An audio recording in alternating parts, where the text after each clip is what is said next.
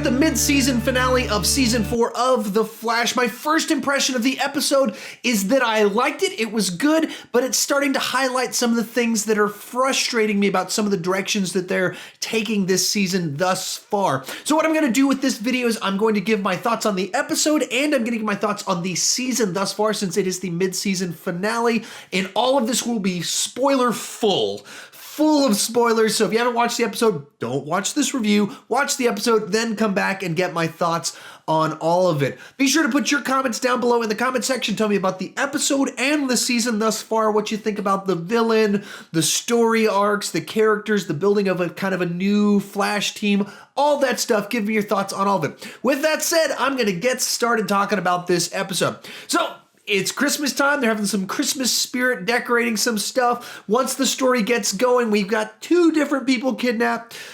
Killer Frost, or I guess Caitlin, not Killer Frost, gets kidnapped, as well as Barry gets kidnapped. Barry is kidnapped by the Thinker, and Caitlin is kidnapped by Blacksmith. And so this leaves Team Flash with Iris kind of being our lead person, having to make the decision as to who they're going to go and rescue. In the end, she decides to go rescue Caitlin.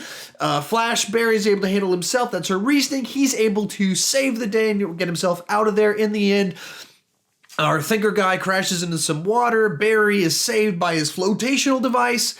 They go to a Christmas party at the end with the person that Caitlin was working on, and that's why Blacksmith had her kidnapped, and to be able to work on this person. Brings her back. They're buddies now at the Christmas party. Something happens back at Flash's lair. He goes back over there, gets a phone call from our guy that was rescued. Sorry, I didn't catch his name, and I don't have my notes, or I don't have any notes in front of me with his name.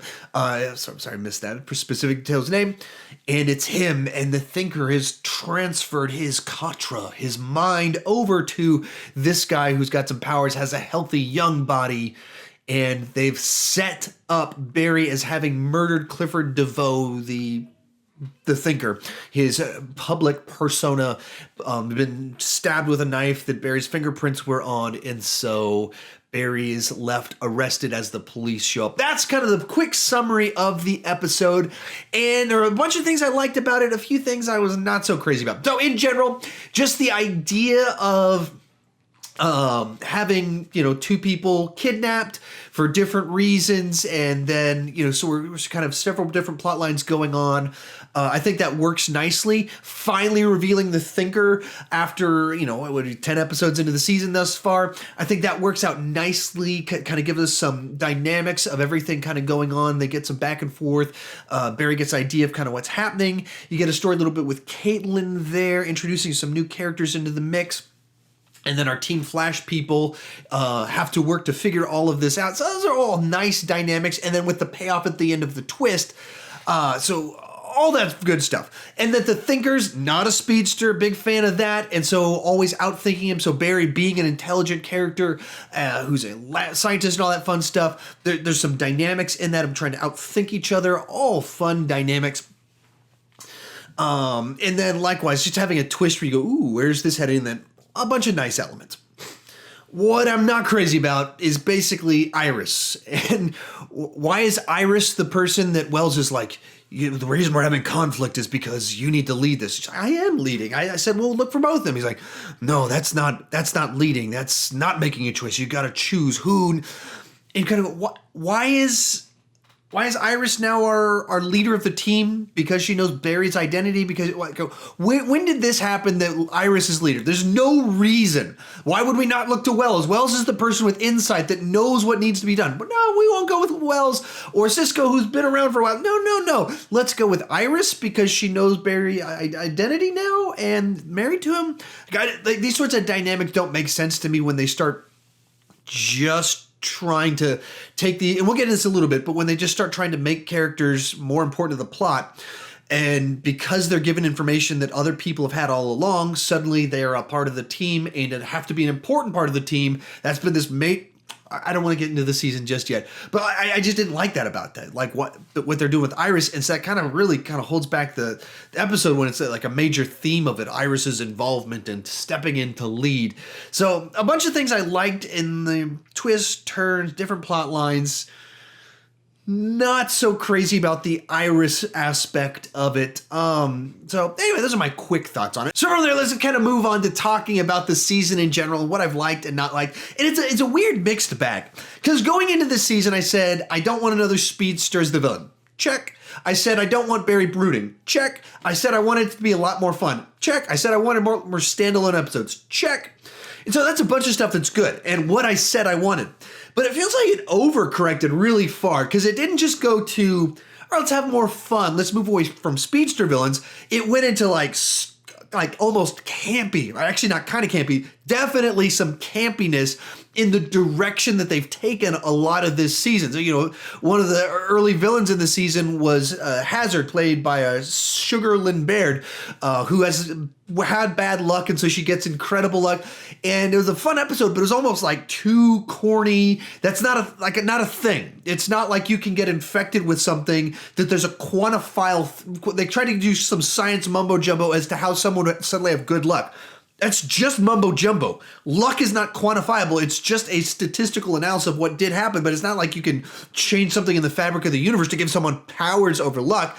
And so they started going so far into let's have fun with it. What can we do? After last season, that was so brooding, and Barry's like, I don't want Iris to die. And then, you know, brooding, evil replicant Barry who's mad about. So it's just an overcorrection, a reaction to the negativity of last season. So I like what they did, but it was like they went too far. And I hate to be too negative in that way because they went in the right direction, but it's like find that moderation, find that between the 2 points of what you're trying to do. And then the other thing, a couple things that the season that have been frustrating is that, so Iris knows his identity, all that fun stuff. And so they're trying to work her into this main part of the team. We got a show where everybody knows Barry's identity, and so that removed an element that was there early on in the show. There was the other element of the show was, will Barry get with Iris? That happened. Now they're married, and so you just remove all these elements. So you have to work something new in, and so they keep trying to do this thing where Iris is saying stuff. We are the Flash, and this episode she's leading the team, and it doesn't add up. It doesn't make sense. There's not a reason that Iris is leading the team other than Iris has to do something, so let's put her in charge of the team. So that's frustrating. It's like you're making a lot of good choices, and then you have these elements that I don't think are so great. And then likewise, it seems to be a pattern on these shows, because with Arrow, you had a really solid kind of dynamic that really worked in seasons 1 and 2. And then when they change up the relationship stuff and Oliver and Felicity did get together, so suddenly Felicity has to be more important. They have to give her more new things to do. So she's suddenly the heart of the show and giving all these speeches and stuff to motivate, and she's crying all the time. They're not doing that with Iris, but they're making her the leader. They're putting her in charge of the team. She's saying things like, we are the Flash. I guess she was even crying and brooding in the first couple episodes, like, why did you leave me? To stop the universe from being torn apart.